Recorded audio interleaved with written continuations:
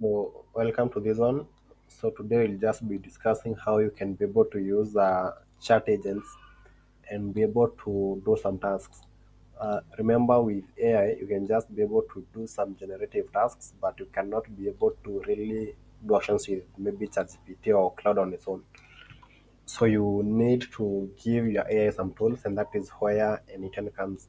So, you can just be able to give your AI some tools. In this example, you're just going to create some new tasks, and also you are going to be creating some new calendar events. So this is what will be going to get new events, and this is what you are going to be creating some new events. So if we can just come to our calendar here, so we can just be able to specify. So in this one I have already given this one some logic whereby we can be able to identify what day it is today, what time it is now, and all those other information which is just useful for our calendar. So this is what I added for more context, and I said the time now. So as you can see from this one, so we can be able to see it's at 4 p.m. on Sunday, and this is already the date. So if I'm to pass any prompt to my ChatGPT, my AI or my tool, and then say create me a meeting for tomorrow. So for example, I can say what day is tomorrow. We should be able to get the date tomorrow as Monday, the 26th of August, 2024. So this one you can be able to see, yeah. So you already have this one.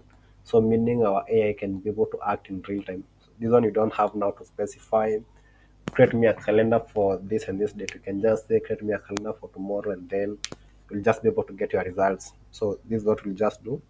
So you can say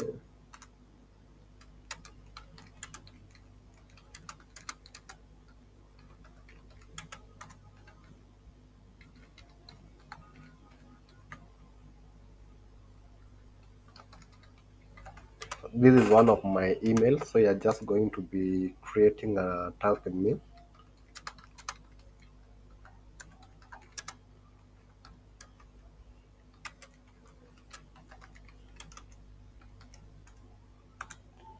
So let's see what we create. So this one will not give us a task since we have not specified the time we want to do this. So once you want to do this, you have to be more specific and say, I want this task to be created for this time and this time. We can just come to our calendar and then see what we have. So as you can see on this one, we haven't created any task, and this one will just give us an error. And the reason for this one, wow, yeah, this one we did. So, but most of these scenarios will find that. Let's check for Monday afternoon. So this is the same event we had. So let's try a different event. So in most scenarios, you do find once you know are not specifying the time, it just creates for the event for the whole day. And if you have another event and that contradicts it, so you just find an error in this one. So the best approach is just trying to be more specific and try to give this one more context. So this one we can just say tomorrow at 9. Let's see what time this one will create.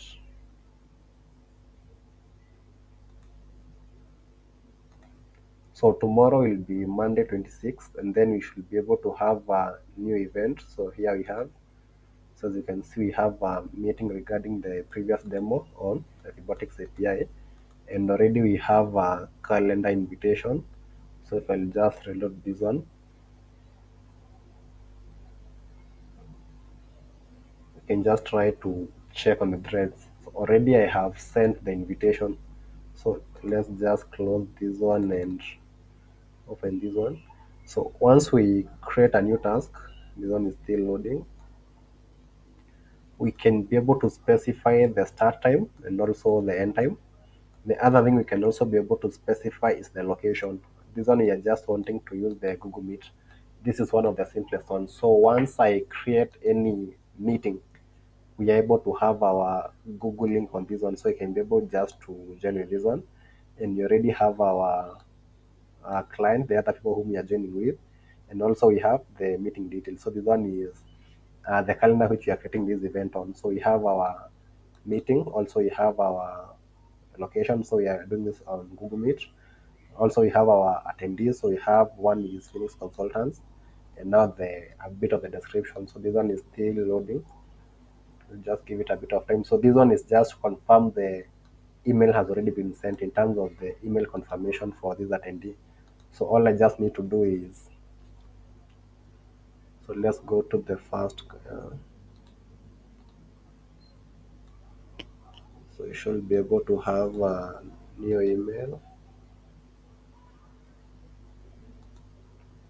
So as you can see on this one, so we have, so now this is our new email which has already been created. So you have a new event which has already been sent to our Phoenix consultants, and already we have the time. So this is one of the easiest ways you can be able to create these agents. So the trick for doing this, so one, you can just be able to add your workflows in this one.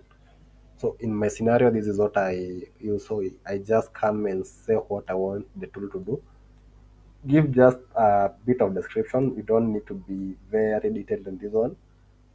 And then copy your workflow. So if we can just come and paste this one out here, this is what we'll be having.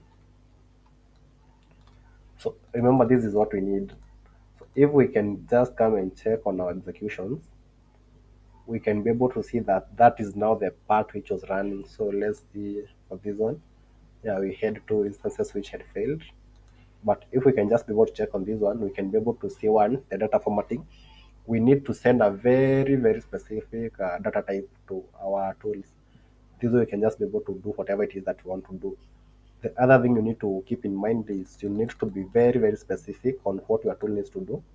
So this is the format which we want. We want the start time, also the end time, whom attending, also a bit about the meeting. So this is where we are defining our JSON format. So we'll just delete this one since we don't require it and come back to this one. So how do we want to send our data? We just want to have our start time, also our end time. And this is what we are having. In this other case whereby we want to, this one is just trying to get our calendar events. But in the scenario whereby we want to do some new events, so this is the tool which we are going to be using in this scenario. What we are going to be getting is, let's open this one. The data format we have here is very different. So we have the start time, we have the end time. Also, we have the attendees, since we want to send these invitations to these people, and also a short description on what it is that we want to do. And once we do this, we can just be able to send this to any of our desired tools. So we can just be able to send this one to get our events. So we can just see,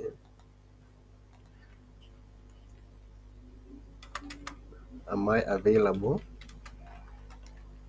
So let's see the tomorrow at 9 p.m. at 9 a.m. So this one should be able to get the second tool and just be able to check, are we available at this time? And if we have a meeting, we'll just be told, yeah, we have a meeting at this time. But if we don't have a meeting at that time, yeah, here you have a meeting tomorrow at 9 p.m. regarding the previous demo on robotics API and whom the meeting is about. So we can just be able to check, are you available at this time or are you not available at this time? So this is one of the easiest ways you can just go to automate your calendars. So yeah, this one can just be extended to do a million things. You can just go maybe to connect with other applications. So this is one application can be connecting this one to SmartLead or your CRM or maybe your email tool, whereby you can just check, have I maybe received an invitation for a meeting? Yes. So what are the meeting details?